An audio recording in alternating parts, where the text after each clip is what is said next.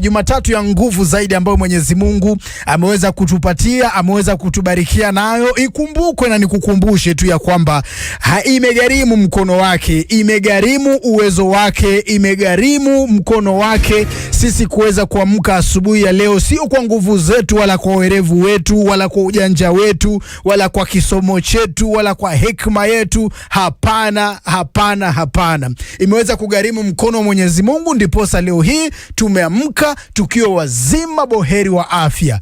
Jamani, fanya ama tenga muda wa kuweza kumwambia Mungu asante. Ni muhimu sana na ni jambo la busara sana. Usichukulie ya kwamba ni kawaida wewe kuweza kulala na kuamka, manake kuna wengi sana ambao hawajaweza kuamka na walikuwa na mipango mizuri. Mimi hilo ndo jambo ambalo wakati mwingine huwa linanifanya na kuwa na moyo mwepesi sana, ya kwamba ni watu ambao walikuwa na nia nzuri, walikuwa yani nia zao zilikuwa nzuri za kuweza kumtukuza Mwenyezi Mungu. Kuna mtu ambaye sasa hivi alikuwa ameweza kupanga kwenda kuhubiri Injili. Kuna mtu ambaye alikuwa amepanga kuweza kuwasaidia wajane na wanyonge, lakini hayupo tena.